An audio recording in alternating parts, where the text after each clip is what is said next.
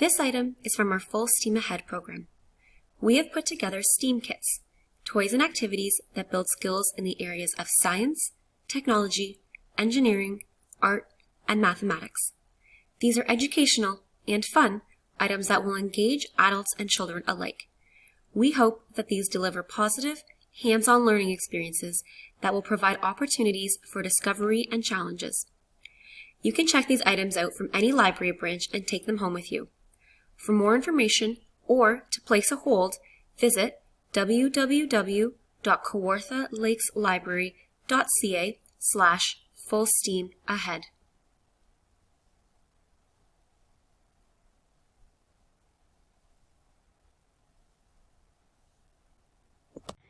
These are snap circuits.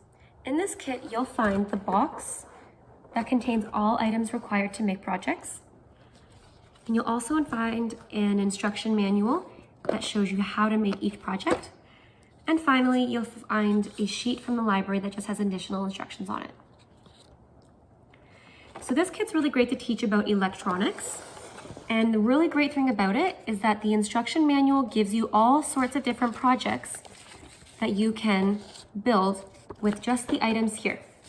So I'm going to show you project 1 today, which is building a light motor. So first I'll grab my grid. This is just really great for the placement of the items that you're about to put on there. And you'll notice at the top, there's different numbers and letters along the bottom. This is really awesome when you are doing bigger projects. It helps with the placement of your items so that everything will fit on your grid. So I'm gonna do that. So all I'm gonna do is follow the instructions on this page. So first I'm going to grab the battery. Now this does require 3 AA batteries. Okay, so that's what I've got here.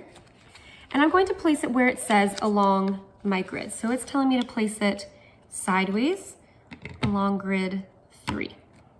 Okay. Now the other thing it's telling me to grab is a blue snap that has the number 3 on it. So I've got that, and you'll find the numbers along just right there.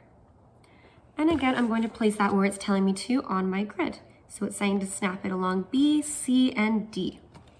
So that's what I've got so far. My next step is to grab the motor, or the M7. Now you'll notice these pieces all say letters and numbers on them. These do matter. So I've got my motor here. The other thing it's asking me to find is this green S1. Now if I'm looking in my kit, I do see 2 that look very similar. But you'll notice one says S1 and one says S2. So that's how you know that you've grabbed the right item. So I'm going to place my motor along the top here, just like it's telling me. Now, if you listen carefully, you'll hear them snap. That's how you know they're in place, okay? That was 2 snaps, that's very good. And my S1, it's telling me to place along the bottom. Got started already. And snap, snap. Okay, so let's make sure before we try to turn it on, let's make sure that our pictures match our grid. Now that looks pretty good to me.